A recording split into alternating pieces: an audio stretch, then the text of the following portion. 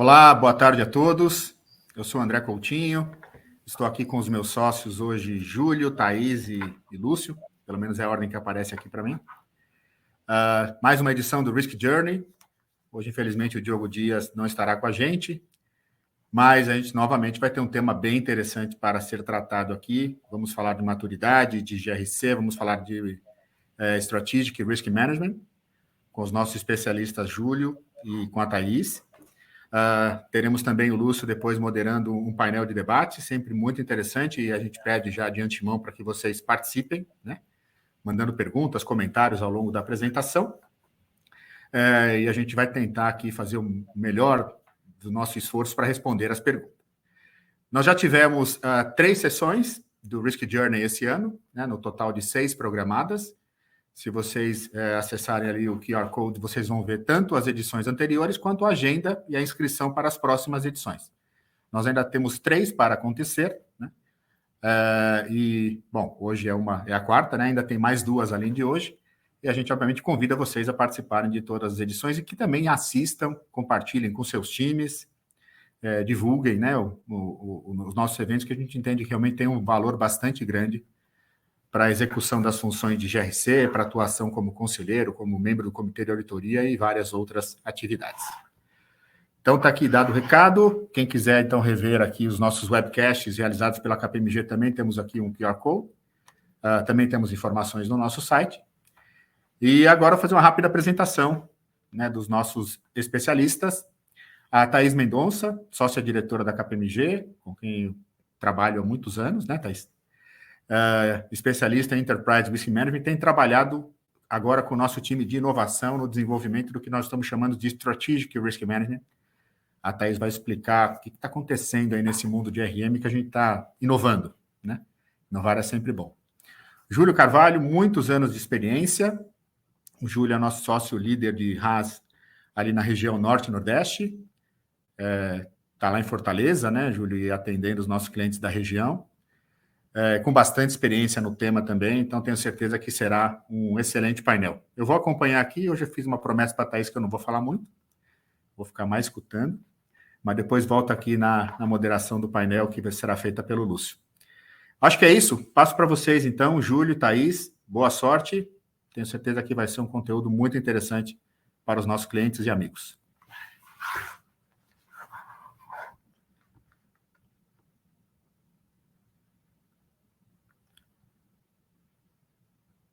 Júlio, acho que você está no mudo. Isso, né? Isso, obrigado. Agora vamos lá. Bom, pessoal, muito obrigado aí pela presença, pela participação. Esses serviços da KPMG são uma ótima oportunidade para que a gente consiga trocar alguma experiência, trocar algumas figurinhas. A gente sabe que esse mundo aí do GRC, ele é bem pequeno, a gente acaba se esbarrando sempre aí no mercado, então é muito bom rever aí alguns amigos participando, fazer novos e entender que essa troca de experiências é boa para o mercado como um todo, para as organizações e para o movimento, né, de maturidade da governança que a gente precisa participar e promover nesse país.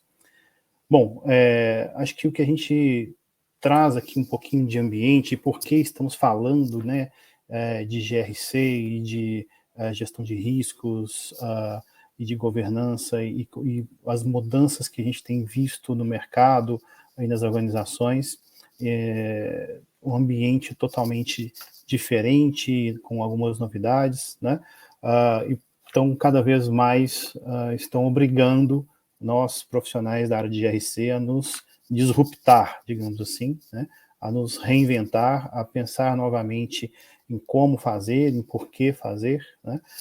Então, eu trouxe aqui alguns temas só para a gente ir começando a esquentar esse background aí, mudanças regulatórias que estão acontecendo cada vez mais, a regulação sempre correndo atrás das inovações, então, os órgãos reguladores buscando controlar esse ambiente inovador e trazendo cada vez mais controle, mas nem sempre sabendo como fazer isso ou aplicando isso de uma forma que ajude as organizações, né, no cumprimento dos seus objetivos. Além dessas mudanças regulatórias, a sociedade como um todo mudando bastante, as expectativas sociais mudando bastante, a gente vê as demandas, né, que as empresas têm sofrido, que vem da pressão dos seus stakeholders, da pressão das mídias sociais, dos movimentos sociais, e toda essa mudança, né, da cultura mesmo, depois de um período grande de pandemia, acelerado bastante esses novos entendimentos, né, de como proceder, né, uma nova moral. Então, isso tudo traz um ambiente bem diferente para as organizações. Isso impacta também, né, como as empresas são feitas de pessoas, isso impacta nessa falta de talentos, né, na falta de pessoas preparadas para essas novas atividades, mas, ao mesmo tempo, também essas pessoas que a gente consegue trazer para dentro das organizações vêm com expectativas diferentes, né, vêm com desejos, anseios, uma visão, né, daquele equilíbrio, do balanço entre a vida profissional e a vida pessoal também diferente, né? Então, a gente escuta bastante essa questão do alinhamento com o propósito das pessoas e o propósito das organizações, e cada vez isso se torna um fator dificultador aí na atração de talentos, né? Outros riscos emergentes que talvez a gente não tivesse tanta exposição no passado, ou às vezes tinha e não tinha essa percepção, né? Então, com todo esse movimento recente, a gente trocou as lentes, as organizações pensando cada vez mais em possibilidades diferentes, e nem todas, na verdade, a grande maioria não está ainda preparada ou abordando adequadamente esses riscos novos que aparecem a cada dia, com as novas tecnologias e inovações que vêm sendo, né, percebidas, né? Isso tudo trazendo mudanças nos negócios, nos modelos operacionais, em sistemas, em formas de se pensar corporativamente, institucionalmente, né? E nem tão novo assim, né, a questão das pressões orçamentárias. Isso aí já é talvez uma coisa que a gente sempre teve, mas cada vez mais, né, a pressão orçamentária, a escassez de recursos, os impactos, né, de crises econômicas, não só mais aqui no Brasil, mas as crises globais cada vez impactando mais as organizações, e as áreas de GRC precisando provar, né, a cada dia o valor que elas efetivamente aportam na ponta do lápis, né? Não adianta mais a gente falar que existe uma auditoria interna, uma área de governança, uma área de riscos, porque é bom, né, porque isso traz segurança para a empresa, então aquele discurso romântico que talvez a gente ouvia bastante no passado e que normalmente colava, ou nem tanto assim, hoje já não se sustenta mais e é preciso provar a cada dia na ponta do lápis, né? O que uma área de governança, o que uma área de GRC tem feito e tem aportado de valor efetivo dentro do negócio, né? E isso tudo, né, como vocês estão vendo aqui, dentro desse ambiente de aceleração digital cada vez mais rápido, de mudança tecnológica. Agora estamos falando muito fortemente de automações, né, de internet das coisas, de novas tecnologias, de inteligência artificial, né, todo mundo testando aí o chat, né? Então, acho que cada vez mais esse ambiente de transformação exige dos profissionais de GRC que se reinventem e que se pensem uma forma nova de trazer e de entregar os trabalhos. Ô, Júlio, se eu puder só contribuir um pouquinho aqui, na verdade, acho que resumir um pouco do que você trouxe. Aqui, acho que tem muito também de como o GRC ele precisa acompanhar essa transformação toda que o Júlio está comentando, para que seja possível que ele alcance o seu propósito, né, que é dar suporte para a tomada de riscos, e para que a gente tenha uma implementação de controle e também a garantia que esses controles eles operam corretamente. E, obviamente, que a gente tem esse foco em proteção, mas a gente não pode deixar de lado a parte de geração de valor, né, e usar essas informações dos diversos riscos para manter e para aumentar a vantagem competitiva dos negócios. Na apresentação da terça-feira, a Tami trouxe aqui para a gente uma página extraída do CEO Outlook com as principais preocupações dos executivos. E estava muito relacionado a tecnologias emergentes, riscos operacionais, regulatórios, climáticos, de reputação, e, em paralelo, as principais estratégias para alcançar os objetivos de crescimento. E falava muito de alianças com terceiros, M&A, entre outros. E o nosso papel aqui, enquanto GRC, é dar suporte para o negócio, para conseguir endereçar esses riscos, essas preocupações, imputar outras informações também, para dar essa garantia razoável do alcance dos objetivos. Mas aí, Júlia, agora eu devolvo a palavra para você, porque na prática, né, tudo que eu falei aqui é muito bonito, mas na prática a gente tem alguns desafios aí, né? Exatamente, né, Thaís? E assim, né, uma ilustração rápida sobre isso que você acabou de falar, né? Às vezes nós não temos essa visão prática do risco, né? E são riscos meio etéreos. Quando a gente fala mudanças climáticas, o que isso realmente impacta o seu negócio ou vai impactar o negócio da sua organização?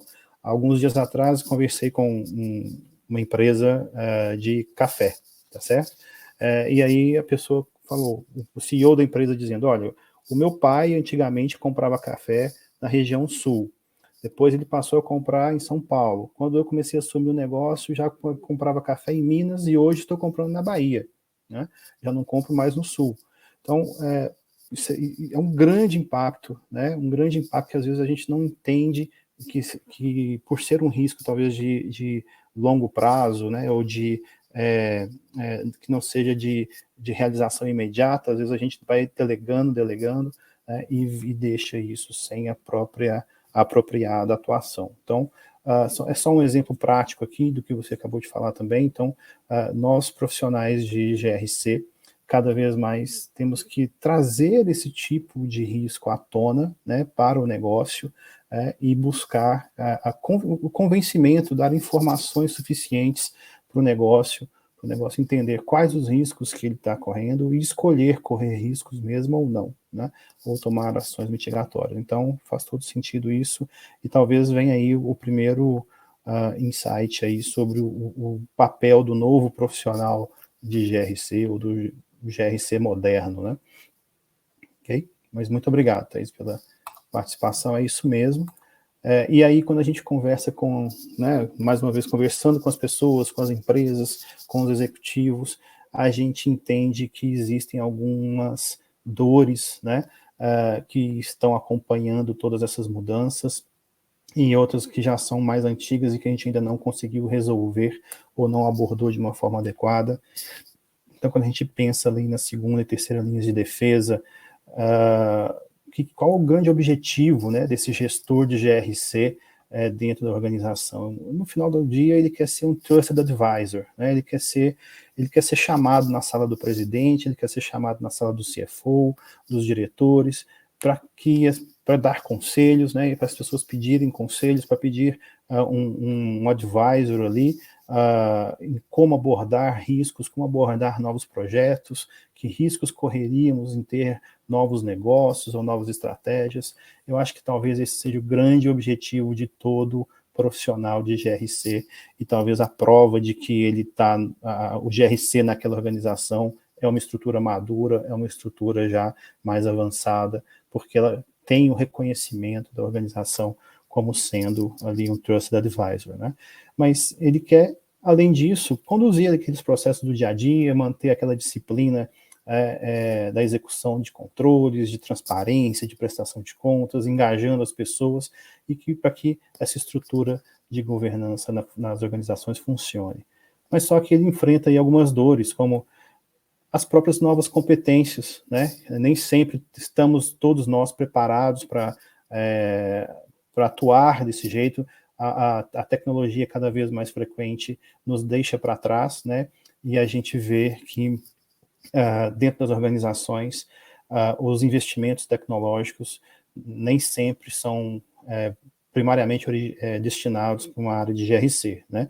Obviamente, sempre vai mais prioritariamente para a área comercial, para a área industrial, né, para as áreas do core business da organização, e a turma do GRC acaba ficando lá no final da fila para receber esses investimentos. Então, nem sempre a gente tem as ferramentas adequadas e nem sempre a gente tem as competências para fazer com que tudo isso aconteça, né?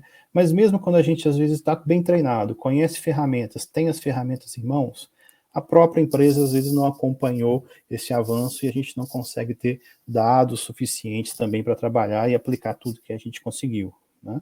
Também é uma outra dor que a gente vê frequentemente dentro das organizações e no final do dia, mesmo tendo tudo isso, a gente às vezes esbarra numa baixa integração, uma baixa sinergia entre as funções de GRC, né?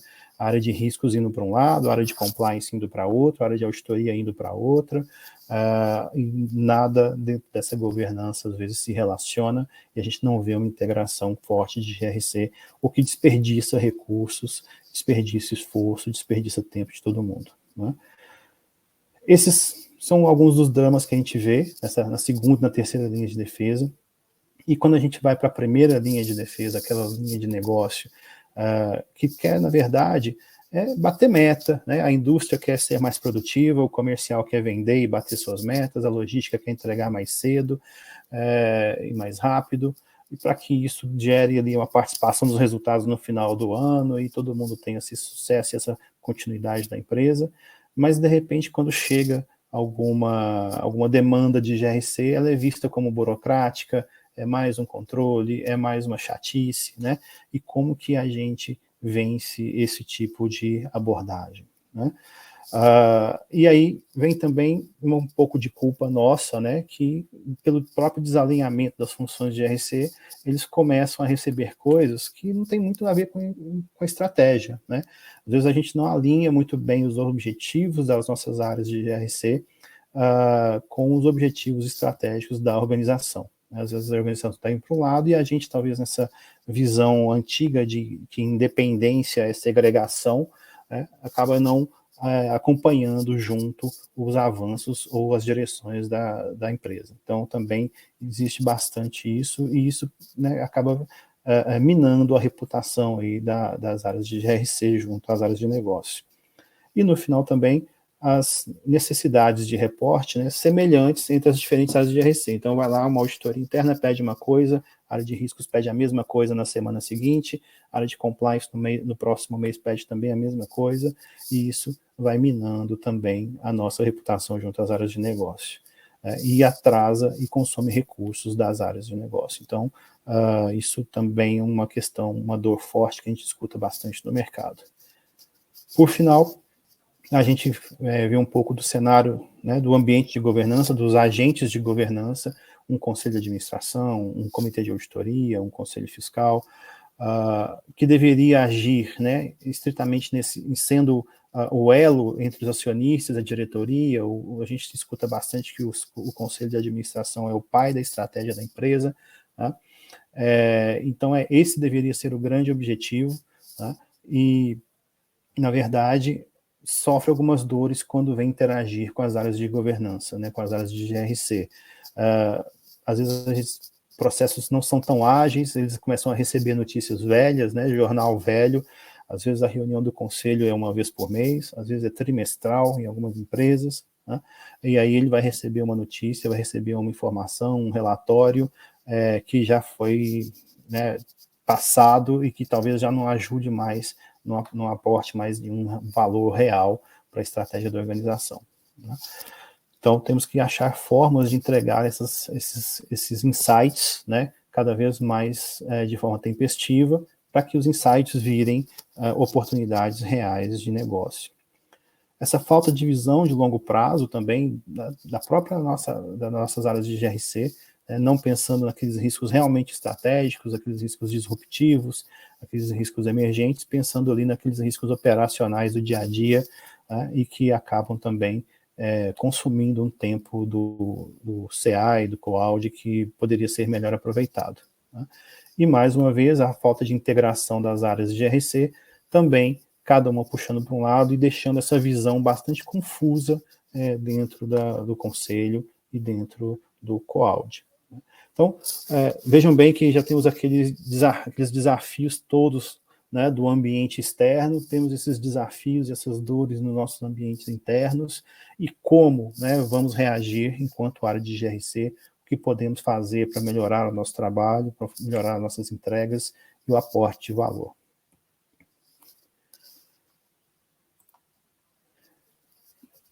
Trouxemos aqui também, né, um exemplo aqui de um livro, tá? É um livro que diz Como as Gigantes Caem, né? Como as Gigantes Caem, do How the Mighty Fall, do Jim Collins. Esse livro ele fez com base em estudos de casos reais, né?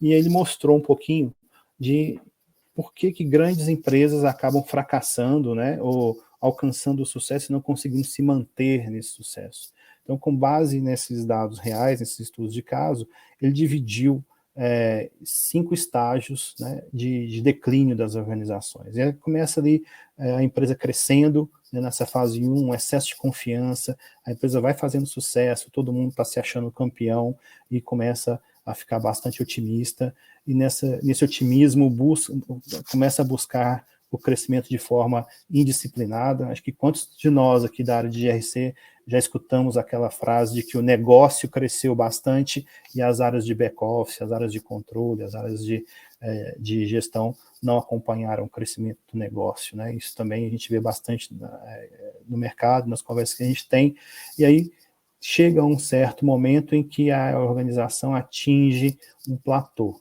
né, um platô ali de resultados, já não consegue mais crescer, manter aquele ritmo de crescimento, e as pessoas, né, começam a achar que aquilo é normal, não, isso faz parte, é assim mesmo, isso é só uma fase, isso vai passar, nessa fase de negação do risco, que seria essa fase 3. Né?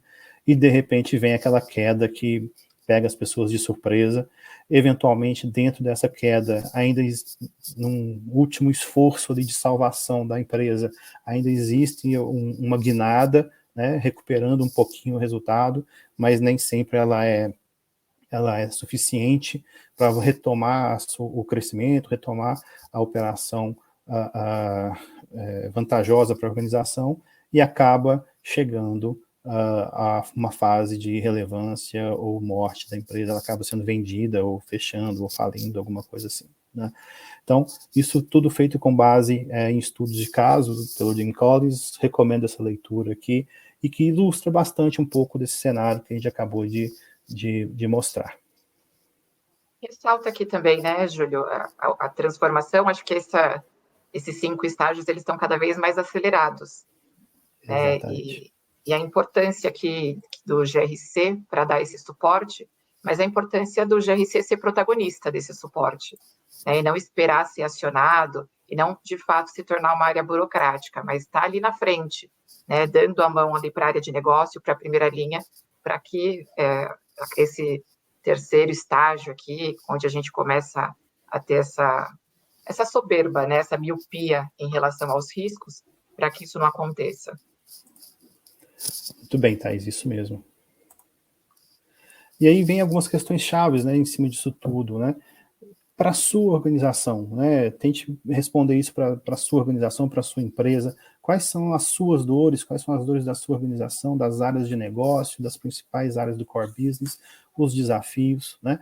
E saber se você, enquanto profissional de GRC, está ajudando a organização a resolver essas dores de verdade, né? O que está na mesa da diretoria, o que está na mesa do conselho. Você participa dessas discussões, você está ali presente, você sabe o que está acontecendo e está ajudando a organização de alguma forma naquele sentido, né?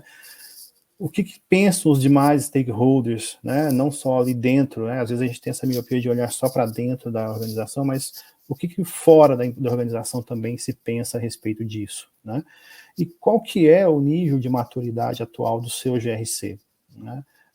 Agora a gente pergunta, meu GRC às vezes é muito bom, ou é muito fraco, ou está ali no meio do caminho, mas antes talvez até de perguntar qual é esse nível de maturidade, você tem que entender para que você quer, né? Para que aquela organização quer um GRC, o que o GRC pode efetivamente beneficiar a organização de forma estratégica, em obtenção de resultado, né? A Thaís falou um pouco mais cedo sobre isso, mas assim, essa área de gestão de riscos, ela foi criada no passado muito mais para que as organizações conhecessem os seus riscos e explorassem esses riscos até o limite máximo, né, do desejado ali, do apetite a risco, para que você maximizasse o resultado da organização, né, e não fosse avesso a riscos totalmente, evitar a companhia de correr riscos e você perder negócios, perder mercado, simplesmente porque está correndo risco, né? o objetivo aqui é conhecer muito bem o risco e saber até qual é o nível máximo ali, o nível ótimo que você pode ter de tomada de risco pensando, né, em risco e retorno, né? Essa é a equação que talvez as nossas áreas de GRC esqueceram um pouco nos últimos anos e que a gente talvez tenha que voltar ali ao início, né, dessa função para entender para que a gente quer o GRC dentro da organização, né? Que não seja só para cumprir lei, que não seja só para cumprir o regulatório, ou porque alguém pediu, ou porque alguém achou bonito, né? Mas qual é realmente a escala, até onde você quer chegar, até onde chegaria o GRC dentro da sua organização no ponto de aporte de valor. Então, são algumas questões chaves que a gente precisa responder, entender, conversar bastante dentro da organização, entender a cultura, né, o momento de cada um, e aí sim começar a trabalhar com esse objetivo bem claro. Ô, Júlio, posso me intrometer mais um pouquinho aqui? Não é intromissão nenhuma. Você estava comentando sobre essa busca de resultado, e eu lembrei das aulas do Coutinho e do Lage na Risk University, onde o tema GRC ele é abordado, e eles trazem um pêndulo, né, que fala dos momentos do GRC. Em um momento, o pêndulo tende muito à performance e à busca de resultados, e acaba tendo uma tomada de riscos bastante exagerada, e aí acaba acontecendo o seguinte, né, as empresas se dão conta dessa extrapolação aqui de riscos e aí tendem a ter mais controles e ter processos mais burocráticos. E aí a gente consegue até desenhar isso na cabeça lembrando da SOX, né, porque a gente tem aqui um monte de controles, tornando os processos mais burocráticos e levando a empresa aqui para um nível de controle. E aí tem a percepção desse bloqueio, dessa barreira, e aí a gente começa a seguir para essa tomada de riscos mais agressiva novamente. E aí a história conta um pouco disso para a gente. Uma das melhores aulas que eu já assisti, esse seu comentário me lembrou. E tem mais um comentário que eu queria fazer, que quando a gente fala em avaliar nível de maturidade, tem essa questão de qual o propósito do GRC aqui dentro, mas para que eu consiga evoluir em termos de GRC, eu preciso primeiro entender onde eu estou em termos de GRC e onde eu quero chegar. Porque pode ter, inclusive, um descompasso, né, entre as funções. Então, eu posso ter um programa de compliance muito maduro, e, em paralelo, que eu tenho uma função de gestão de riscos muito incipiente. Né? Onde que eu vou colocar o meu investimento para alcançar um nível de maturidade ainda maior e para balancear essas funções de GRC? E se você não tem essa visibilidade, como que você monta uma estratégia para aumentar esse nível de maturidade? E aí vem aquela famosa frase, né? Se você não sabe onde você quer chegar, qualquer caminho serve. Então, o próprio GRC precisa ter uma estrutura para aumentar esse nível de maturidade e conseguir dar suporte, de fato, para as áreas de negócio. Exatamente, né, Thaís? Originariamente, a gestão de riscos, um dos grandes objetivos de gestão de riscos é a alocação de capital, né? Onde que nós vamos colocar o nosso dinheiro, né, numa função de risco de retorno para trazer essa maximização do resultado da organização.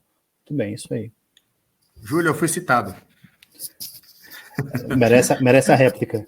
Posso falar rapidinho? Thaís, esse ponto final teu, eu já tinha até anotado aqui para falar isso lá na frente, mas eu vou aproveitar muito. Esse ponto final teu é muito importante, porque esse desbalanceamento de algumas funções do GRC, eles costumam acontecer, né? É natural que uma empresa tenha investido mais num tema do que no outro, mas, em particular, o desbalanceamento com a governança corporativa é muito crítica. Porque em vários dos nossos clientes, a gente tem que passar por esse processo de transição no desenvolvimento do GRC, só que a governança ela não está suficientemente madura para entender os objetivos e dar o suporte necessário para os executivos que cuidam de GRC executar o trabalho. Então, é muito comum, né, nos nossos clientes, no mercado de uma forma geral, né? Olha, a gente está aqui com um processo bastante maduro, né? E estou falando isso lembrando de um cliente que eu sei que está aqui nos assistindo porque ele me mandou um WhatsApp. Nós estamos com o nosso processo muito maduro, mas eu não sinto que o conselho ainda já está fazendo um bom uso de tudo que a gente desenvolveu. Isso é um desbalanceamento, como a Thaís citou, né? Acho que esse tema é bastante importante.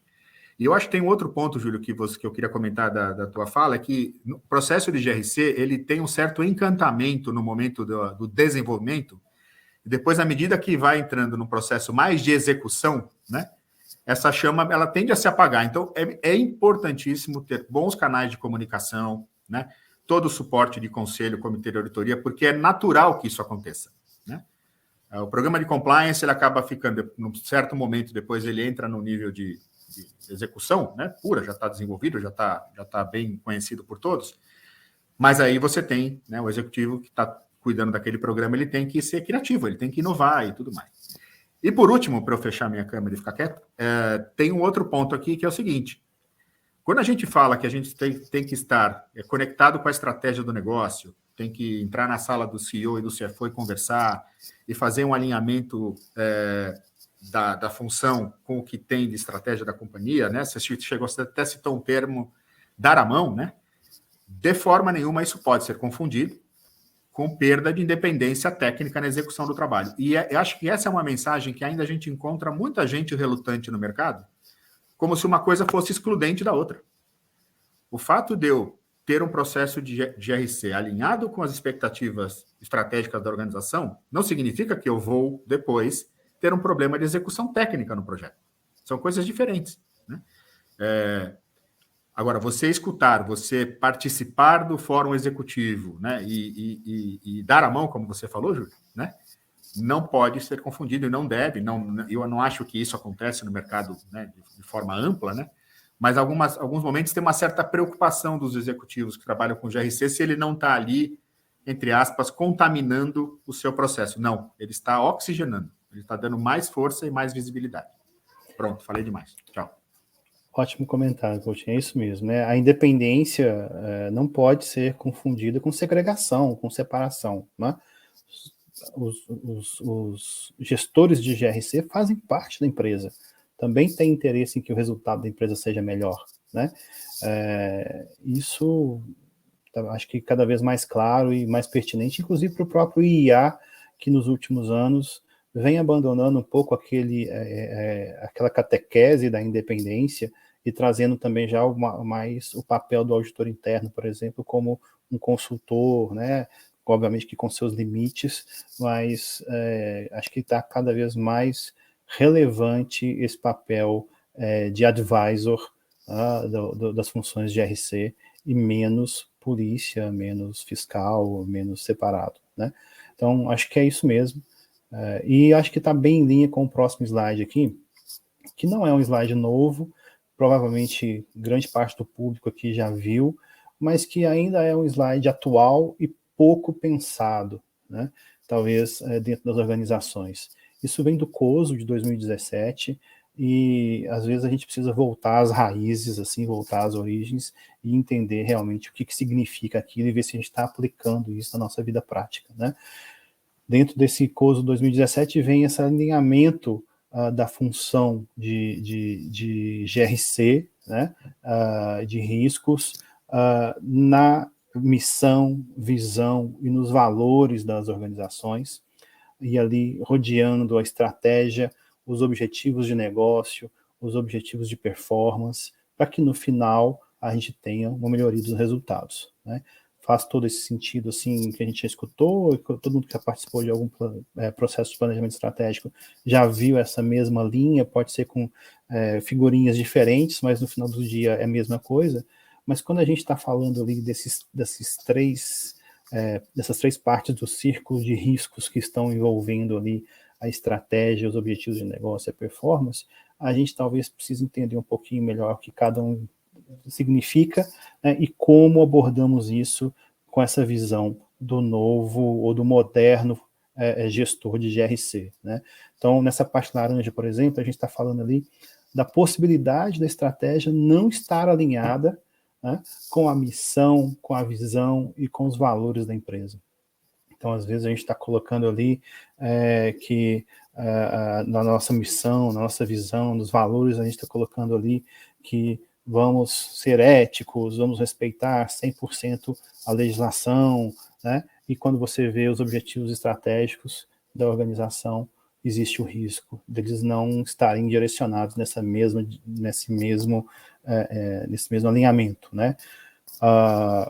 Então, será que a gente está fazendo e construindo essa estratégia, né, de forma alinhada com isso tudo, né?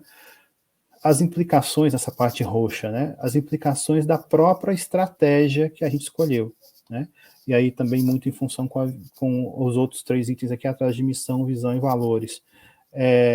A gente coloca às vezes na visão lá, quero ser a maior empresa do Brasil no meu setor, quero ser a empresa mais admirada, quero ser a empresa que não sei o quê, né? E coloca aquela visão até 2030, quero ser o número 1 no Brasil. Ok, mas e para fazer isso, né? O que você vai precisar para fazer isso? Você vai precisar de investimento, vai precisar investir em pessoas, em tecnologia, né? E aí os objetivos de negócio não necessariamente estão vinculados a esses objetivos que a gente tem que pensar de trás para frente, essa visão de trás para frente, né? E existe esse risco, né? Então, de que a estratégia que você escolheu não está alinhada com tudo isso. Por exemplo, eu sou uma construtora e quero começar a trabalhar, trabalho só no setor privado e quero começar a trabalhar no setor público. Puxa, isso tem uma implicação, né, para o seu objetivo de negócio, para a sua performance, para a sua estratégia, e isso traz um risco, né? Vamos abordar esse risco de trabalhar num novo mercado diferente? Eu quero expandir as fronteiras do meu negócio do Brasil para outros países. Tem riscos em cima dessa estratégia que você escolheu, né? Você vai conseguir tratar isso? Isso está previsto na sua estratégia, como abordar esses riscos e como ter indicadores para que você veja se você está tendo sucesso ou não, né? Então, nem sempre a gente vê esse alinhamento. E por último aqui, nessa parte aqui mais rosa aqui embaixo, o risco da própria, né, de você conseguir alcançar aquela performance e aquela estratégia. Então, o risco, por exemplo, dos próprios projetos estratégicos que você escolhe, né? Se você vai ter as pessoas corretas, os recursos corretos, se depende de externalidades ou não, né? Então, tudo isso nós deveríamos ter em mente quando a gente está falando aqui de gestão de riscos vinculada à estratégia, né? Então, dentro daquele ambiente de mudança tecnológica, de mudança do cenário nacional, da economia, dos valores das pessoas, de cultura, de ESG, tudo isso está abordado, né, dentro dos seus projetos estratégicos. Nem sempre a gente vê isso na prática. Então, com esse cenário que se desenha, eu passo aqui, talvez, para a Thaís. Eu fiz muitas perguntas, talvez não dei muitas respostas, mas a Thaís, tenho certeza, vai conseguir responder quase todas. Vou tentar, Júlio. Bom, mas acho que a gente precisa falar um pouco de temas práticos aqui também. Então, assim que a gente identifica essa necessidade de evoluir na maturidade do GRC como um todo, e onde nós queremos chegar, né, o que nós queremos alcançar com o GRC, é importante que a gente consiga medir, mensurar essa evolução. E aí alguns indicadores para aqueles objetivos traçados, eles são importantes, né, para que a gente consiga acompanhar e fasear toda a estruturação e evolução do modelo. Então, por exemplo, se nós temos um objetivo de ter, inclusive, um maior envolvimento do conselho, do comitê de auditoria no GRC, é importante entender se existe uma pauta fixa com esses órgãos de governança, se existem demandas que são solicitadas pelos próprios membros desses órgãos, né, para fazer uso efetivo da informação que é proporcionada pelo GRC. E não só isso, mas também se os membros, por exemplo, participam de outros fóruns de discussão, como, por exemplo, um comitê executivo de riscos ou qualquer outro tipo de comitê que possa trazer bagagem e informação que demande ali uma maior orientação. Quando a gente fala das áreas de negócio, que são os nossos clientes, também é importante coletar se eles estão conseguindo perceber valor naquilo que o GRC está proporcionando. Então, a gente consegue colocar alguns indicadores de nível de satisfação por meio de pesquisas e até mesmo se existem demandas proativas das áreas de negócio para o GRC, como, por exemplo, avaliar determinado processo por meio de uma auditoria ou avaliar determinado projeto, ajudar a avaliar se determinada ação ou projeto consegue reduzir um risco que é estratégico, um risco que é corporativo, e o GRC ele tem que estar ali no dia a dia para ter esses debates, né? Então, a gente consegue ter esses indicadores ali para avaliar. E, como o Júlio comentou lá na frente, essa mudança aí no perfil e na necessidade de novas competências para o GRC é um fato. E o desenvolvimento desses profissionais, ele também precisa estar pautado para que a gente consiga evoluir com o GRC, né? Eu não consigo evoluir meu processo sem evoluir as minhas pessoas. E aqui a gente consegue colocar alguns indicadores que são básicos, né? Indicadores de treinamento, indicadores de participação em eventos. E para os processos de GRC, né, que são os processos como um todo, a gente consegue avaliar a melhoria da qualidade desses processos por maior uso da análise de dados, a própria integração dessas funções de GRC com planos coordenados, né? E aí a gente consegue acompanhar a execução desses planos, garantindo uma complementação entre as funções. Então, eu não tenho mais uma sobreposição, eu não tenho mais uma duplicidade, mas essas funções acabam se complementando. E, por fim, né, aquelas auditorias de qualidade, mas para que a gente consiga garantir a melhoria contínua de todos esses processos. E se você me permite, né, a gente, talvez a grande mensagem desse slide é a questão de termos uma linguagem única com o negócio, né? Usar os indicadores que o negócio já usa como indicadores relevantes para a sua gestão, né? Os indicadores que estão vinculados aos resultados. Então, nós também da área de GRC deveríamos fazer proveito da mesma língua que a empresa fala, né? E mostrar dentro desses próprios indicadores das áreas onde que a gente consegue aportar valor, onde que a gente consegue melhorar esse indicador, né? E trazer na ponta do lápis quanto custa e quanto a gente agrega, né? Quanto a gente custa e quanto a gente agrega. Perfeito, Júlio. E aproveitando que nós estamos falando aqui da avaliação e da maturidade das funções de GRC, queria anunciar que nós da KPMG, nós realizamos no final do ano passado a terceira edição da pesquisa da maturidade dos processos de gestão de riscos no Brasil.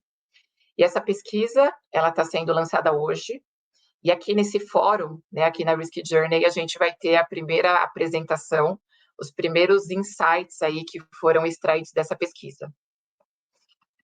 E já de antemão, né, trazendo um pouco da conclusão aí dessa pesquisa, a gente consegue adiantar que quando a gente olha para o caminho percorrido, desde a primeira edição, que foi publicada em 2018, a gente percebe que o maior desafio da gestão de riscos ainda é o mesmo, que é pegar todo esse conhecimento que a gente vem falando aqui, né, durante a nossa tarde, mas esse conhecimento de gestão de riscos, de como deveria funcionar um processo, qual é o modelo de governança, quais são os benefícios potenciais, e colocar tudo isso em prática.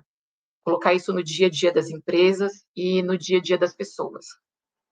E claro que alguns pontos, eles evoluíram nesses últimos anos, mas o que não evoluiu, ele ainda acabou sendo agravado por tudo que a gente falou lá no começo, quando citamos a questão da transformação dos negócios. Ou seja, né, novos riscos estão surgindo, todos os dias acontecem coisas novas, temos novas surpresas, e o debate do risco, ele não evoluiu no mesmo passo. Então, para que a gente consiga que esses temas sejam capturados e endereçados, existe a necessidade de reavaliar os nossos processos de gestão de riscos, o quanto esses processos estão, de fato, agregando valor para as organizações.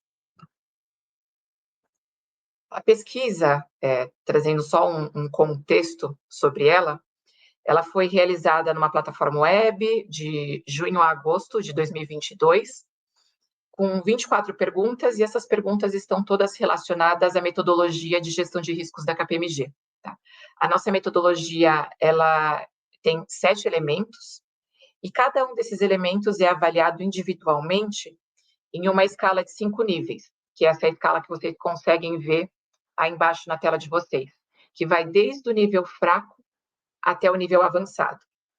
sendo que o nível fraco, ele considera uma gestão de riscos ainda não estruturada, onde o processo ainda não é documentado e as pessoas não são cientes dos riscos.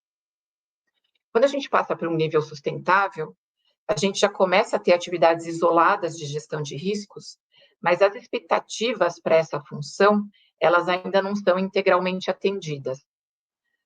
No nível maduro, nós já temos o conselho e os órgãos de governança e os executivos com uma segurança um pouco maior de que os riscos, eles são identificados, os riscos estratégicos fazem parte da matriz de riscos e que esses riscos, eles são avaliados e gerenciados dentro do apetite da organização, tá? Então, aqui eu já começo a ter métricas claras para o meu processo de gestão de riscos.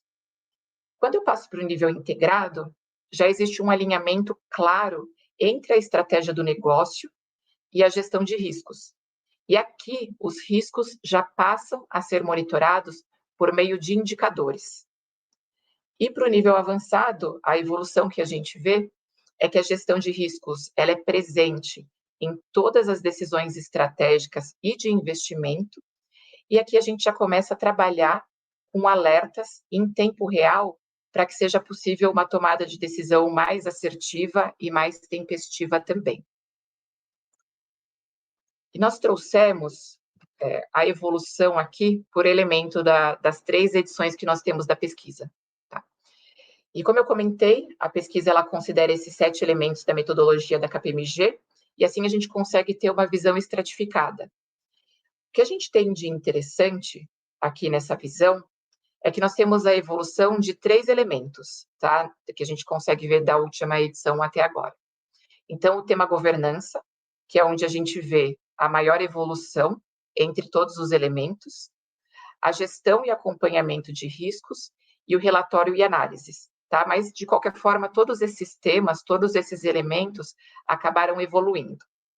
E os demais elementos, eles mantiveram a sua posição, com exceção do tema cultura de riscos, tá? Que na segunda edição ele já estava ali alcançando um nível maduro, e agora na terceira edição, a sua maturidade predominante volta aqui para um nível fraco. Mas para que a gente possa explorar um pouco melhor todos esses temas e por que a gente está vendo algumas evoluções e outras involuções aqui, eu trouxe alguns insights da pesquisa para a gente explorar.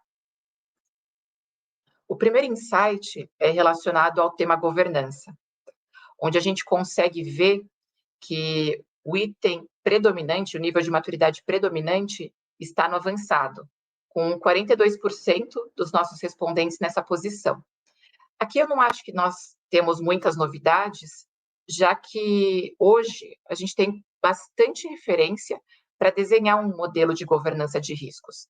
A gente consegue olhar para o mercado, olhar para a parte regulatória, ter as referências como as instruções da CVM, Regulamento do Novo Mercado, Código Brasileiro de Governança Corporativa, Lei das Estatais e diversas outras. Tá?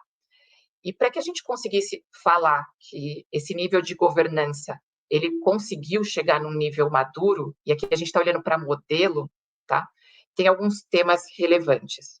Então, aqui a gente tem que 41% dos nossos respondentes já relatam que tem uma área que trata o tema gestão de riscos exclusivamente de forma independente.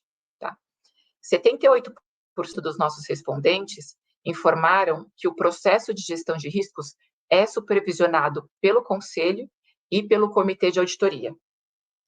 82% dos nossos respondentes falaram que possuem uma política de gestão de riscos formalizada e divulgada, e 58% informaram que o aprovador, né, o principal aprovador da política de gestão de riscos é o Conselho de Administração.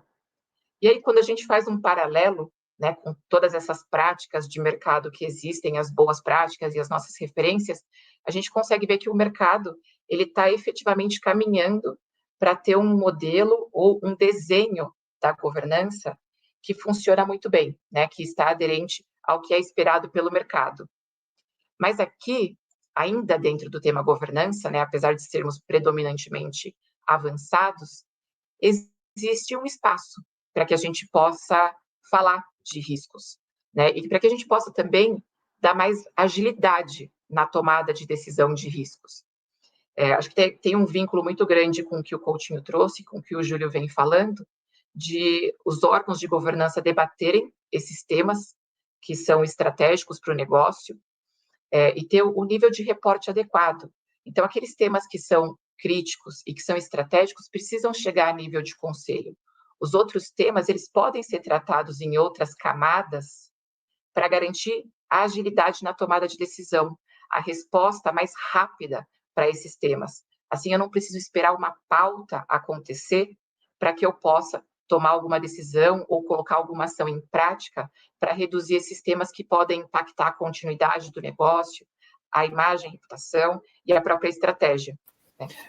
E aí, Thaís, se você me permite uma intromissão, a própria tecnologia já está tomando conta desse tipo de modelo, né, que pode organizar toda essa governança, né? Então, a gente tem visto cada vez mais frequente no mercado empresas investindo em auditoria contínua, né, nos indicadores. Por isso é importante os indicadores, né?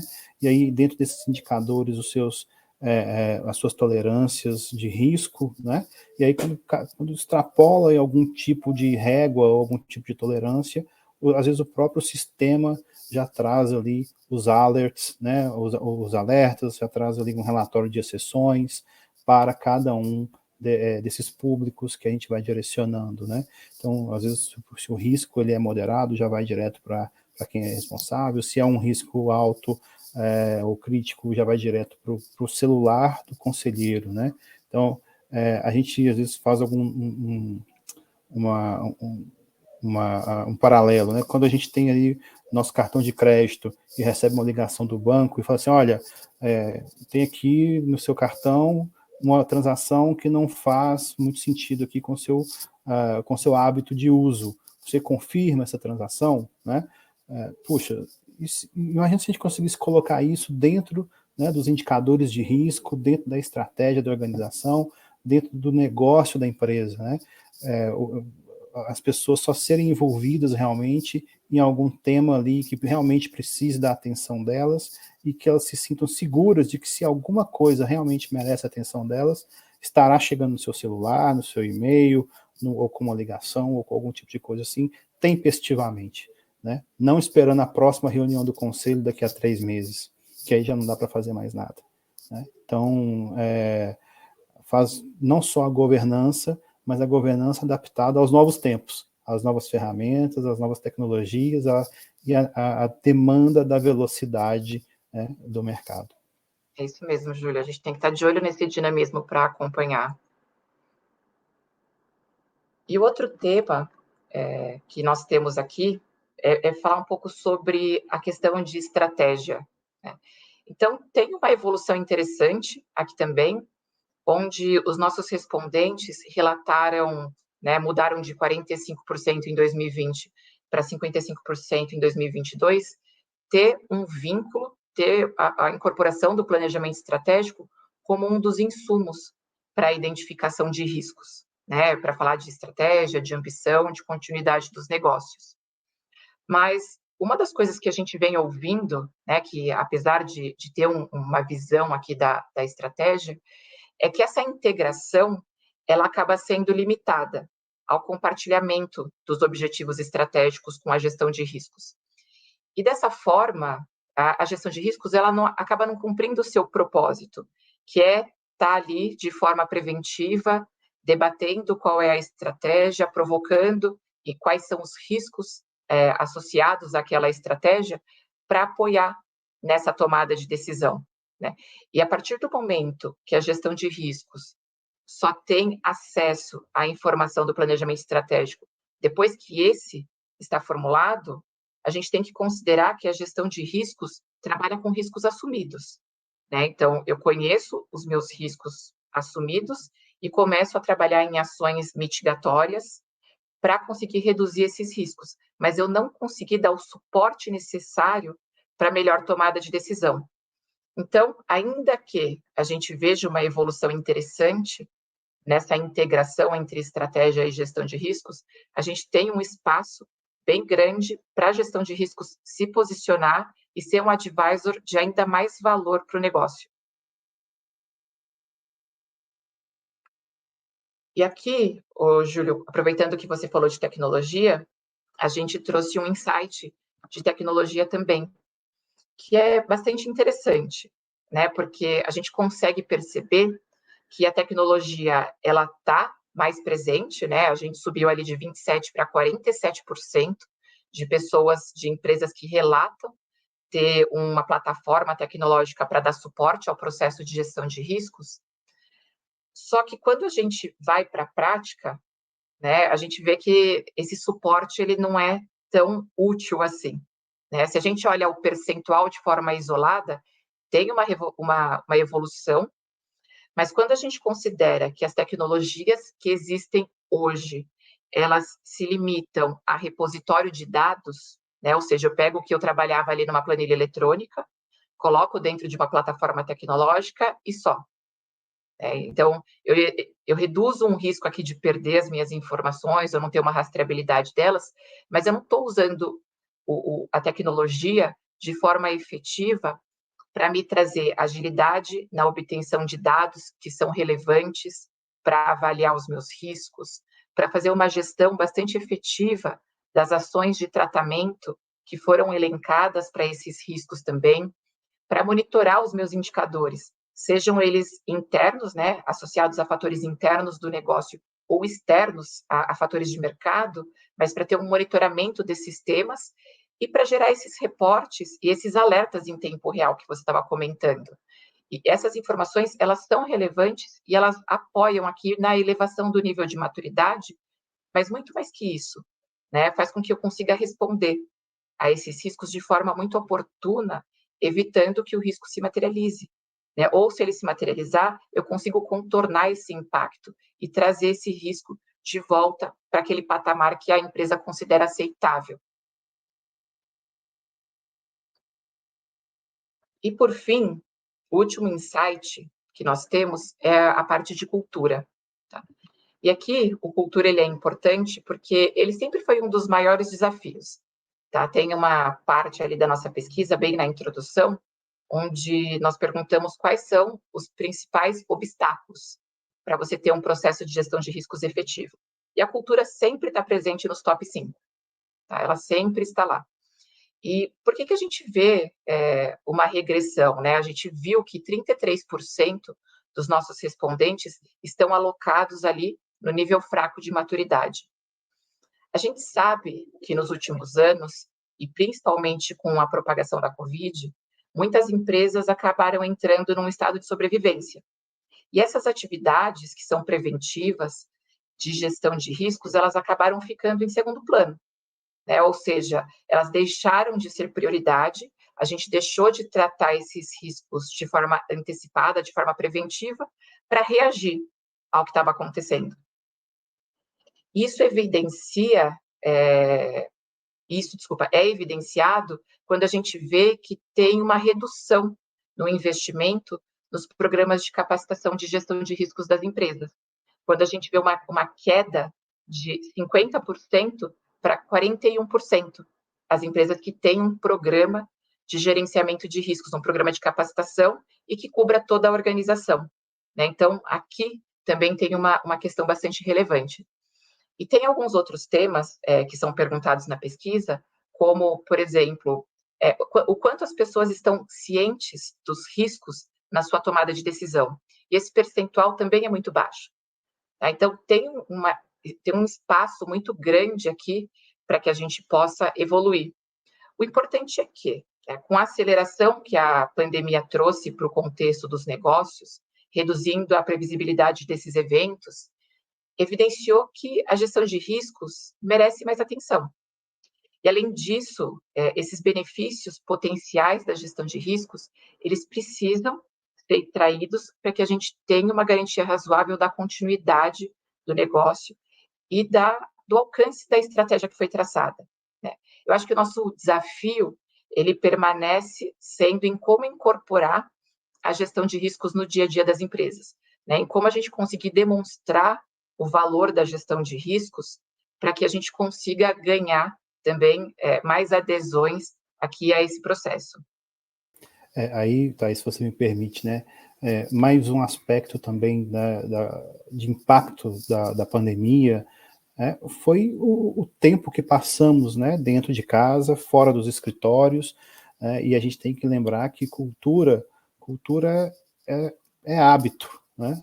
O hábito forma a cultura das organizações, e aquele hábito de se encontrar nos escritórios, de se esbarrar nos corredores das empresas, né, de troca de experiências mais rápidas ali, sem estarem programadas em uma reunião, né, do Teams ou do Zoom ou do que quer que seja, né, isso afeta muito a disseminação da cultura dentro das organizações, altera a forma de se relacionar, né, e cultura é relacional, né, a cultura é hábito, é relação. Então, tudo isso muda bastante o ambiente das organizações e muda também a abordagem frente a riscos, né? Não tem como a gente negar esse impacto dos últimos anos que vivemos na cultura das organizações. Legal, Júlio. Até me lembrou um comentário que uma aluna trouxe ontem na aula da Risk University, em que ela deixou claro, né? Gestão de riscos é comportamento. Isso tem a ver com cultura, tem a ver com os nossos hábitos. Exatamente. E a gente traz uma conclusão aqui para essa pesquisa, falando sobre a necessidade de repensar esse processo de gestão de riscos. A gestão de riscos, ela precisa ser uma peça fundamental para o direcionamento estratégico, tem que possibilitar o tratamento antecipado desses eventos que podem impactar a continuidade, a ambição das organizações. E hoje, quando a gente olha para a gestão de riscos, a gente consegue entender que ela é feita como um item de compliance, né? Então, executada muito mais de forma protocolar, e não com uma visão estratégica. E essa visão da gestão de riscos, ela precisa mudar. E olhando para esse processo de gestão de riscos, a gente consegue separar ele em dois blocos. Um bloco de geração de conteúdo, que é onde eu coleto todo o conteúdo de riscos, avalio quais são os meus riscos e entendo quais riscos vão ser priorizados, considerando que nossos recursos são finitos. E depois, uma etapa de estabelecimento do processo, que é onde eu desenho a minha governança, estabeleço todo o meu processo de monitoramento e reporte das informações de riscos. Quando a gente fala aqui no tema conteúdo, né, tem algumas questões que são interessantes e que a gente precisa considerar para conseguir transformar esse processo. Tá? O processo precisa ser transformado.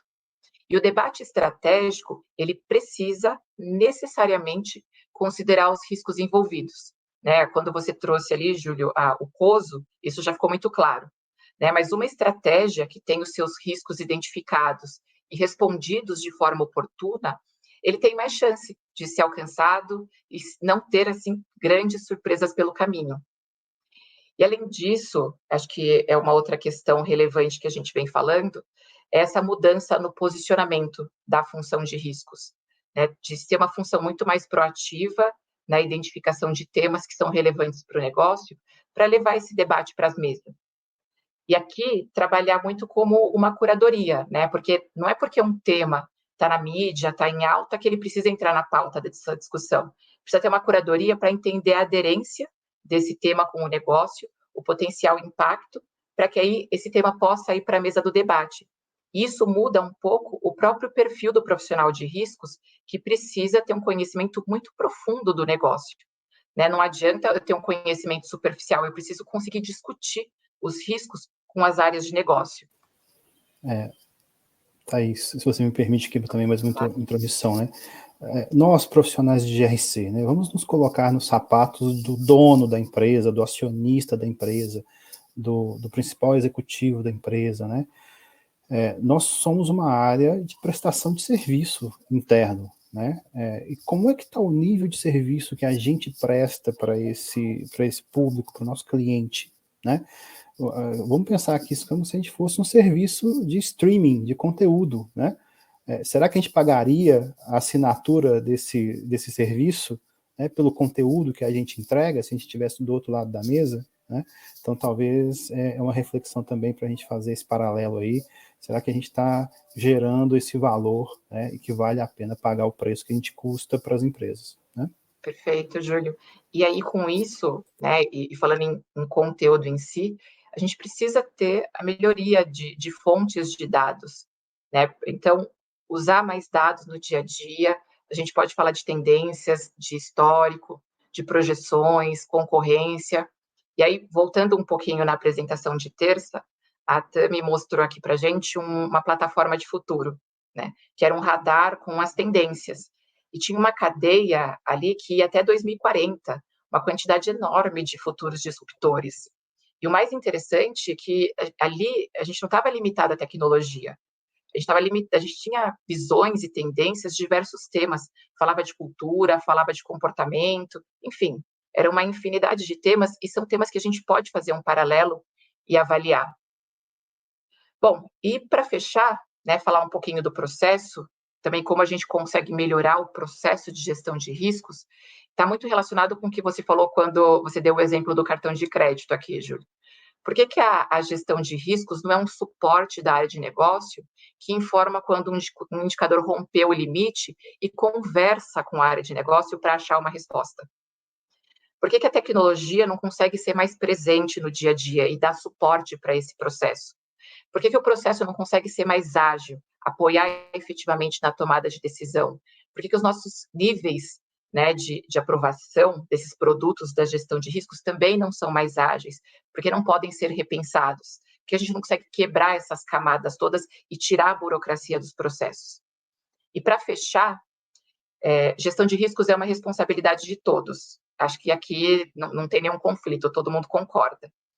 Mas as pessoas, elas precisam estar cientes dos riscos para que elas possam, inclusive, agilizar a tomada de decisão. Então, por exemplo, se você está lidando com uma questão, um risco ali que traz uma questão ética, uma questão regulatória, você já sabe que é um no-go. Você não tem por que estressar esse assunto. Você já sabe qual é o risco envolvido e que isso está fora do apetite da organização. Outros riscos a gente avalia, alguns a gente consegue agilizar essa tomada de decisão. E é isso. Acho que para fechar a nossa apresentação, falar um pouquinho de como a visão mais estratégica da gestão de riscos consegue apoiar as organizações. Muito bom, muito bom. A gente vai ter agora o painel, né? Algumas perguntas que foram colocadas aqui, mas se eu me permitir um comentário ou dois, eu acho que ninguém mais no mercado, né, Thaís e Júlio, discordam dos benefícios da gestão de riscos, né? Acho que esse era um tema recorrente no mercado, ali por volta de 98 a 2002, 2003, SOX deu um impulso nisso. E eu acho que é um pouco cíclico, mas o que parece agora ficar muito claro, né, é que tem aqui, talvez teve uma espécie de rebaixamento assim, da importância da gestão de risco dentro das organizações. Você comentou um pouco isso, né, Thaís? Aquilo que deveria ser temas de conselho, de comitê de auditoria, de diretoria executiva, talvez o foco tenha ficado muito grande, e nossa pesquisa mostra isso, né, com a evolução ali da governança muito clara, né? Talvez o foco tenha ficado muito no processo e com isso se perdeu um pouco dessa dinâmica da relação com a estratégia, né? E a interação com o nível mais alto da organização. Esse é um ponto que eu acho que é importante que tenha um resgate rapidamente. Alguém colocou aqui uma pergunta, aliás, fez um comentário sobre a importância da amarração disso com cultura, né? Isso faz todo sentido, eu concordo. O segundo comentário é que a gente também escuta com uma certa frequência, né, eu diria até mais de conselheiros do que de executivos. Nós já discutimos os riscos no ano passado e a estratégia não mudou muito. Aí nós temos um grande risco, porque a disrupção ela acontece a todo momento no setor, na verdade nas arenas, né, que é uma visão bem mais ampla, né? E eu acho que não era nem para ser a fotografia do ano passado, né? Era para ser no processo, como a Thaís bem mencionou. E aí, quando você tem esta visão de que talvez de um ano para o outro a sua estratégia não mudou muito e os seus riscos também, acho que aí é o big risk que a gente tem que gerenciar, né? Então, foi muito legal as apresentações. Lúcio, vamos lá, vamos passar agora para a fase de perguntas e potenciais respostas. Bom, eu peço aí ao público para encaminhar mais perguntas, ainda temos poucas perguntas aqui, então quem puder, quem gostar, quem quiser, né, participar aqui, nos encaminhar mais perguntas. E eu estava também na pesquisa, o Júlio deu bastante ênfase ali no final, na parte de cultura, a Thaís falou, né, que cultura é comportamento, e me causou um pouco de surpresa a existência do programa de capacitação lá, né, uma queda de 50 para 42, isso me surpreendeu. Se eu não tivesse essa informação, eu apostaria o contrário, né? Eu acharia que as empresas estavam investindo mais. Mas falando um pouco de pessoas aí, Thaís, Júlio, o que vocês acham, o que vocês esperam em relação ao perfil do profissional GRC em termos de mudança agora com os novos tempos e com as novas tecnologias? Qual que é a mudança esperada no perfil do profissional de GRC? Posso ir, Júlio, e você me complementa? Tá certo. Bom, aqui, Lúcio, acho que é importante que esse profissional ele consiga estar aderente aos princípios da escola de pensamento ágil, né? Então, é um processo de risk management by design. A gente sabe que o mesmo processo de gestão de riscos não funciona em diferentes empresas. Então, a gente precisa ter um processo de gestão de riscos que seja aderente àquele negócio. Não só isso, né? Hoje, esse profissional de GRC como um todo, ele precisa ter um conhecimento muito profundo do negócio, da estratégia, do setor, quais são as principais tendências daquele setor, precisa ampliar, né? Sair daquele eu sei e ampliar a coleta de dados, fazer a gestão de riscos um processo cada vez mais coletivo, se possível, se antecipar e participar da agenda regulatória para possibilitar o debate, né, para moldar esse debate. E, por fim, né, a gente sabe que tem muitos riscos que vão acontecendo, então chega um momento que a gente não consegue ter investimentos para reduzir todos os riscos, mas a gente não pode tirar esses riscos do radar. Então, ter métricas claras ou premissas claras para conseguir priorizar os riscos e os outros serem monitorados de forma efetiva. Se eu puder complementar um pouquinho também, claro, né? Um caso real, tá? Essa semana nós tivemos uma discussão com um cliente que a gente está apoiando na parte de gestão de riscos, né? E estamos organizando um treinamento, tá? E é uma empresa de varejo, e uma empresa alegre.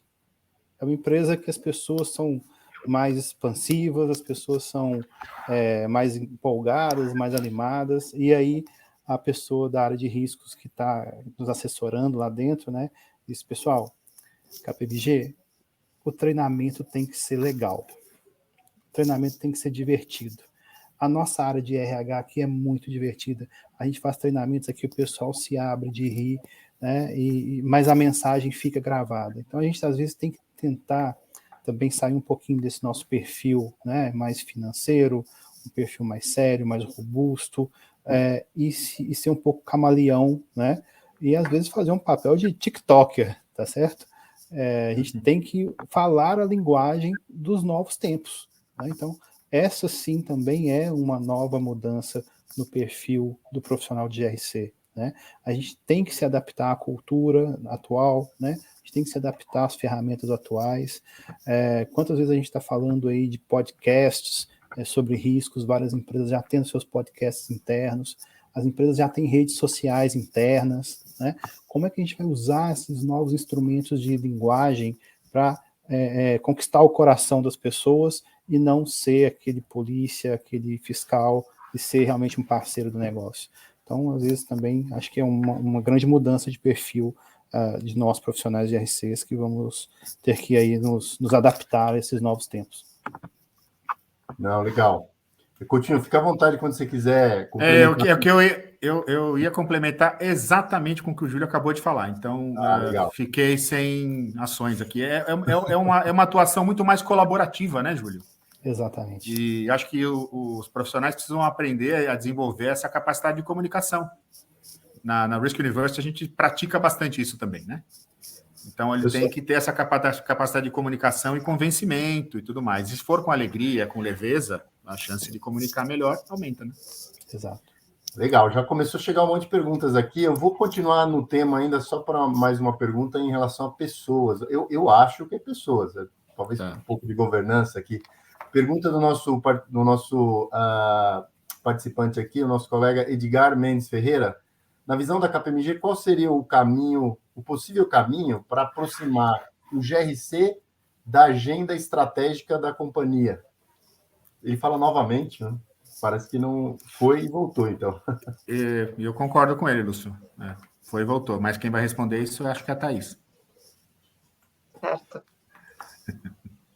Eu acho que aqui começam as ações de conscientização, né? Então, a gente precisa ter uma cultura forte dentro dos próprios órgãos de governança para trazer essa agenda GRC para perto, né? E para conseguir dar o empoderamento que essas agendas precisam e para o dia a dia, né? Para dar o tom, para demandar informações, demandar reportes, para que isso entre na rotina das pessoas, e aí a gente começa a aculturar o GRC e a gestão de riscos nas agendas. Posso também te ajudar aí nessa resposta, que essa aí realmente, se a gente tivesse a solução, né, prática, assim, uma fórmula única, seria ótimo. Mas eu tenho visto com alguns resultados positivos em algumas organizações, né, você rever realmente a atuação do GRC. Né, sair daquele by the book, né, que a gente está acostumado e trazer para algumas, como eu falei em alguns comentários anteriores, falar a mesma língua da empresa, né? E qual que é a língua da empresa? Em muitas empresas é aquele filme lá do Tom Cruise antigamente, Show Me the Money, né? Onde que está o dinheiro da empresa? Tá certo? Eu tenho certeza absoluta que se dentro de uma ação de GRC, algum projeto de GRC, você começar a mostrar para os executivos da empresa que eles estão perdendo dinheiro, que tem ralos ali de dinheiro, que tem impactos no resultado, no EBITDA, e você mostrar ali com tendências, com cálculos, com evidências, que você tem ações, né, está ajudando as áreas de negócio a reduzir aquelas perdas, você vai conseguir mostrar valor e vai começar a ser chamado para a mesa de debate estratégico. O filme é o Jerry Maguire, né? Que ele também fala. Exato. Help me to help you. Né? Exatamente. Júlio, eu acho que aqui tem uma questão de resiliência importante. Gestão de riscos, a implementação, o processo ele leva lá um ano e meio, sei lá quanto tempo, depende da empresa, do tamanho da empresa. Mas é uma maratona, né? E você tem que ser muito resiliente, continuar trabalhando no tema, no desenvolvimento do tema, aculturando as pessoas. Longo prazo, né? Não dá para desistir. E mesmo depois de um processo muito bem feito, estruturado, aplaudido pelo conselho, no dia seguinte começa de novo, porque esse processo tem essa dinâmica. Não tem jeito, né? E eu não estou falando aqui para vender serviços, não. A gente faz a implementação do ER, estou falando no dia a dia da organização, né? Isso leva tempo e precisa ser continuamente comunicado e exaltado. Né? E falamos aqui de hábito, né? Mais cedo também, né? Se não houver esse hábito de estar sempre mostrando que agrega valor, que traz valor, que economiza esforços, né? Que economiza recursos, daqui a pouco vira só mais uma paisagem. E falando também um pouco dessa questão de leveza, eu tenho visto alguns modelos em que a exposição do dono do risco ela é muito mais positiva nos fóruns de debate. Então, os donos de riscos, né, os gestores, eles pedem para participar da agenda de comitês e de conselho para expor qual é o risco, o que está sendo feito, onde precisa de mais investimento, e usando isso como uma ferramenta de tomada de decisão, uma ferramenta de gestão. E porque os membros de comitê e de conselho, eles engrandecem. Poxa, que legal que você está fazendo tudo isso, você já pensou naquilo, e a agenda ela é positiva. né? E parte, obviamente, dos órgãos de governança. Legal. Júlio, eu acho que você falou um pouquinho, mas tem uma pergunta aqui do Rinaldo. Rinaldo, desculpa, não estou conseguindo ver o seu sobrenome. Ele diz, como mensurar o GRC para melhorar as informações? Eu acho que você quase passou, mas vale um pouquinho mais, né? Tá certo. Bom, mais uma vez, não tem a fórmula certa, né? Mas eu acho que o grande desafio aqui é você usar indicadores que façam sentido para a estratégia da empresa, né? Que a empresa já use no seu dia a dia, que você consiga falar a mesma língua, né? E que você não invente a roda, né? Use o que você já tem dentro da organização e como que você, ou direcione os seus trabalhos para que você aporte valor, ou que você melhore aquele indicador que já existe. Você não precisa fazer as áreas de operação, inventar novos indicadores só para você mostrar que o seu trabalho de riscos é importante, por exemplo, né? Mas com o seu trabalho de riscos, melhore o indicador daquela área. E aí, eu estou até vendo aqui já uma outra pergunta que eu vou encaixar um pouco, se você me permite, Lúcio, Claro. sobre... deixa eu ver aqui, sobre como, né, tirar as áreas da defensiva. Quando a gente, estou vendo aqui uma pergunta, acho que é da Heloísa, Helena, que às vezes a gente vai fazendo aqui um trabalho de GRC e dentro das áreas operacionais, essas áreas se fecham e viram silos e não querem receber a gente de uma forma aberta, né? Tá certo, isso acontece também só na França, não acontece muito aqui no Brasil não, né? Mas nos poucos raros casos que acontecem aqui no Brasil, como é que a gente faz isso? Né? Eu não sei se vocês já escutaram a brincadeira aqui da Arca de Noé, né? Diz que Deus, quando chegou para Noé e disse, olha, constrói uma arca, faça isso, desse jeito, daquilo que vai ter uma inundação, todo mundo vai morrer. E aí Noé, puxa, eu acredito e vou fazer, né? Mas depois você vai colocar um casal de cada bicho dentro da arca. Aí falou, opa, peraí, aí já é mais difícil. Aí já não estou mais acreditando. E aí Deus disse para ele, construa que eles virão. E aí Noé construiu e os bichos chegaram. O negócio é a gente construir um GRC, construir uma estrutura de GRC, né, e colocar um casal de bichos dentro da nossa estrutura. A hora que o primeiro casal de bichos entrar e ver que tem valor, esse casal de bichos vai chamar o resto. Né? Então, se você não consegue implementar um GRC ou uma estrutura, um programa de compliance, um programa de gestão de riscos, um plano de auditoria interna, por exemplo, para a sua companhia inteira, escolhe uma ou duas áreas parceiras e faz um piloto, mas escolhe e faz muito bem feito. Né? E quando você fizer bem feito e mostrar resultado, não vai ser você que vai fazer a propaganda desse resultado, vai ser aquela área que conseguiu aportar valor e reconhecer valor no que você fez. Né? E aí aquela área fazendo a propaganda na reunião de diretoria da segunda-feira ali, aí o outro diretor já vai escutar aquilo, já vai, opa, peraí, você fez isso aqui para aquela pessoa, você melhorou o EBITDA dela, o percento de custo dela, quero que você faça isso aqui no meu também. Né? E daqui a pouco você não vai conseguir atender os pedidos que você vai receber. Então, se você não consegue fazer numa onda grande, faz um piloto, faz uma onda pequena, que certamente você vai conseguir aí numa área parceira, uma área que vai estar disposta a resolver isso. Legal, gostei do seu trocadilho aí do casal de bichos. O Gabriel, você vê que o Gabriel Aguetoni aqui fez um comentário muito nessa linha, né? Ele falou, acredito muito que a alta gestão deve encarar o GRC, bem como as tecnologias software desenvolvidas, como guardiões que uma empresa já construiu. Como foi comentado no início, as empresas priorizam o core business, mas o mais importante do que adquirir o ouro é termos bons guardiões. E o GRC tem essa importância. E a gente tem que mostrar que a gente faz esse serviço bem feito, né? Como que a gente vai mostrar isso? Esse aí é o grande desafio, né? Legal. Tem uma aqui, essa aqui, talvez o Coutinho também ajude. Ó. Arnaldo Campos Santos, ele pergunta, em uma empresa de grande porte, as 3 letras de GRC, né, devem ser necessariamente estar em uma mesma área ou departamento? Essa é a pergunta. Eu posso falar que eu sou um defensor de que o mais importante é o processo, é a atividade, não a área, né? Se você me perguntar o que é melhor, ter um executivo que cuida dessa área e tudo integrado, claro, né? Agora, tudo tem que caber no bolso, tem que fazer sentido. Inclusive, isso é alguma coisa que joga contra. Quando você dimensiona o GRC, algo que não é compatível com a estrutura do teu negócio, ou com a maturidade da governança do teu negócio, isso joga contra, né? Então, muitas vezes a gente se depara com essa situação. O auditor interno, ele também agora está fazendo compliance.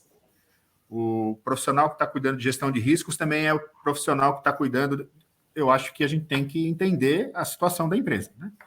Existe uma característica regulatória, que é uma outra história, né? Aí a característica regulatória, ela determina o que você tem que fazer em termos de processo.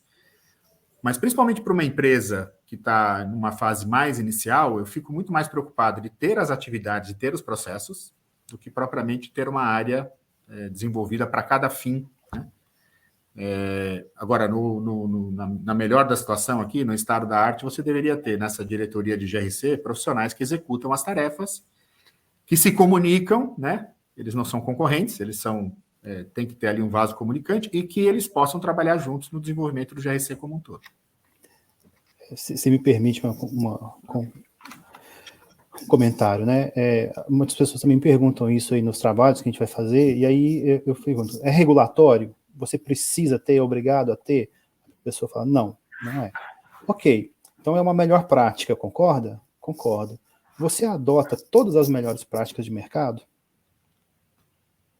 Qual que é o custo de se adotar a melhor prática do mercado para aquele momento de maturidade que você está, para o momento de resultado que a empresa está, né? Então, como é uma boa prática, ótimo, tem aquilo como uma ambição, né? Mas não precisa adotar, talvez, logo de cara a melhor prática e ter tudo, né? Como a gente talvez veja nos modelos que acontecem. E os benchmarkings que podem ser feitos com o mercado, e até isso também conecta com a pergunta anterior, né, sobre indicadores, relatórios, eles são muito importantes para dar um pouco desse tom, né, e até para você mostrar, o executivo mostrar para conselho e comitê de auditoria, não vale usar o benchmark só quando você está querendo fazer mais investimento na área para mostrar que você tem menos investimento. Tem que usar sempre, né, inclusive para avaliar a maturidade. Legal. Tem bastante elogio aqui também, hein, pessoal. Não dá para ler todos. E tem aqui o Nilson Nilvio. Ele faz uma pergunta direto para você, Thaís. Thaís, qual é o perfil ideal dos membros de um comitê de riscos para uma performance desejada? Legal. Um abraço para o Nilson, muito querido. Bom, não tem uma... A gente está falando aqui de um comitê executivo, né? Não é um comitê que é regulatório e nem que é demandado. É importante que esse comitê ele consiga ter membros para a discussão dos maiores riscos ali do negócio. E aí, a gente sempre recomenda você ter de 3 a 5 membros e que esses membros eles possam compreender a parte de operações, a parte de finanças, e depende muito do modelo do negócio também, né?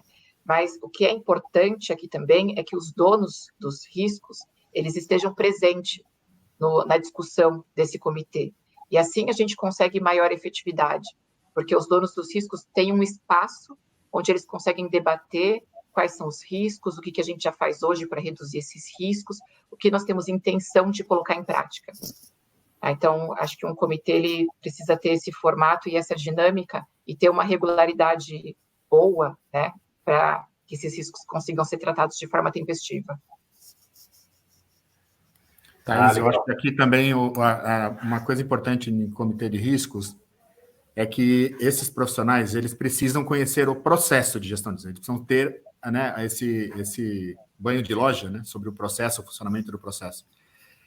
E aí eu já tive clientes que você leva alguns meses para que esse processo aconteça com um grau de maturidade, né? Você começa lá a discutir apetite a risco, depois você vai lá e não sei o que, e vai. Mas isso é fundamental, porque acho que alguém usou a palavra aí, guardiões, né? Algum colega aqui, né? Eu acho que ele acaba tendo que ser também, o membro do comitê de risco, ele tem que ser ter um pouco desse papel de guardião, né? Desse processo. Perfeito. Thaís, também na sua fala, eu lembro que você falou um pouquinho de times ágeis, né? De cultura ágil. E tem uma pergunta do Wagner Nishikawa. Na nossa experiência aqui, qual o melhor caminho para implantar o GRC em times ágeis? Aí ele diz, um colaborador de riscos dedicado para os times ou o envolvimento dos participantes dos times ágeis com acompanhamentos semanais, mensais, periódicos? O importante é que esse processo de gestão de riscos ele sendo ágil, ele acontece diariamente, né? As metodologias ágeis, elas têm reuniões diárias para setar ali quais são as ambições do dia, as reuniões semanais, as reuniões mensais, mas o importante né, a gente não deixa para reportar o risco lá no final do projeto, no final do processo, depois de 2, 3 meses que a gente começou. A gente identificou o risco e viu que é um risco relevante, ele precisa ser reportado imediatamente. Até porque assim a gente consegue ter tempo hábil para colocar ações em práticas, obviamente que se for necessário. Mas a agilidade, ela faz isso com o processo, né? Diariamente a gente sabe quais são os nossos objetivos e consegue reportar essas informações. Não sei se eu respondi completamente, mas eu fiz uma junção aqui da metodologia ágil com o processo de gestão de riscos. Não, legal, eu acho que sim. Bom, aqui nós estamos em cima da hora, Coutinho, e começamos a receber bastante elogios, então eu imagino que o pessoal está... Eu posso só fazer aqui, agora não sei quem falou, mas eu li durante, agora perdi aqui, tem bastante pergunta, mas alguém perguntou sobre onde se encaixavam os riscos de ESG. ESG, Cyber... Ah, você achou aí? Então, quem perguntou? Aqui, ó, foi o Vladimir. Vladimir, O de Risco cyber... de ESG, Cyber e de privacidade. ESG, cyber, era isso mesmo, Então, acho que eu queria talvez focar aqui no de ESG, né? O de cyber e privacidade vai depender muito do teu negócio. O cyber tem alguns setores que é absolutamente o risco mais estratégico possível, né? Mas o de ESG, porque é um tema que está crescendo bastante, e a conexão de ESG com a estratégia, ela também precisa aumentar, e, consequentemente, com os riscos estratégicos. Então, a gente tem observado, por exemplo, em alguns trabalhos até de ERM, né, de que não necessariamente você encontra os riscos relacionados a ESG na estratégia da organização. E eu acho que isso é porque o ESG não está na estratégia. O ESG é considerado hoje algo estratégico em diversos setores, mas não necessariamente ele está apontado como um risco estratégico relevante. E eu acho que esse é um tema que a gente tem que revisitar rapidamente, né? Não dá para você, em especial em alguns setores da economia, né? Todos têm a sua relação, mas em alguns setores em particular, é um risco muito estratégico, né? E eu acho que isso talvez tenha passado um pouco despercebido nesse primeiro ano, né? Nesse primeiro momento, não no primeiro ano, no primeiro momento, e eu acho que é um processo de evolução também. Olhar se a gente está endereçando os riscos de ESG como estratégicos. Ô, Coutinho, eu quero complementar. Claro. Se eu puder. Eu acho que quando a gente fala de riscos estratégicos, tem uma confusão de que a gente está falando de risco de estratégia, e são coisas diferentes, né? Então, o risco estratégico, ele vai incorporar tanto o risco oriundo da estratégia do negócio, como aqueles riscos que podem impactar a continuidade, a perenidade, a imagem, reputação, e esses temas que são relevantes para o contexto do negócio. E o ESG é esse tema relevante para o contexto de qualquer negócio. Então, por mais que o tema ESG não esteja na estratégia, ele não deixa de ser um risco estratégico para qualquer negócio. Perfeito, Thaís. Na verdade, a gente tem cutucado, assim, nosso time de ESG, né, tem trabalhado muito com o nosso time de estratégia, tem cutucado aí o mercado falando, não é você que está falando que ESG é estratégico para o seu negócio, por que não está na sua estratégia? Né? Porque muitas vezes nós temos uma área de ESG, nós temos iniciativas, nós temos ações sociais, nós temos inclusão e diversidade, a gente está olhando para meio ambiente, a gente está... Ok, mas como estratégia, por que não consta no seu planejamento estratégico, alguma coisa assim? Acho que é um ponto também. E nem na remuneração dos executivos, né? Também, né? Claro, tem a conexão também. Beleza, Lúcio? Estamos 6 minutos over. Então tá bom. Acho que atendemos alguém bem, né? O Júlio e a Thaís deram um show aqui nas apresentações. Parabéns a vocês dois pelas exposições aqui. Obrigado, Lúcio, pela moderação do painel. Obrigado, pessoal. Boa noite a todos aí. Esperamos vocês na terça-feira próxima, hein? Aqui está a agenda, né? Quem quiser fazer a inscrição, tem os QR Codes aqui para os próximos. E na próxima nós temos um terça. convidado aí da CVM, Coutinho. Conta aí, Lúcio. Na terça-feira temos um convidado da CVM aí. Muito Vamos bom. falar sobre criptoativos. Nossa, mãe do céu, essa vai ser quente, hein? Estarei aqui com você, acompanhando essa aula. Vamos lá. Ok? Aqui a gente tem os programas da Risk University também, né? A Thaís falou aí em algum momento, nós falamos sobre pessoas, né? E a importância. A gente tem alguns programas aqui da Risk University, sempre em andamento. Aqui a gente tem o do Risk University Senior Level. Tem também o programa de mastering que a gente está fazendo, né, Thaís? Para conectar riscos com o mundo da inovação, que é outro tema bem legal, né? Parecem coisas completamente distintas, mas na verdade elas estão absurdamente integradas.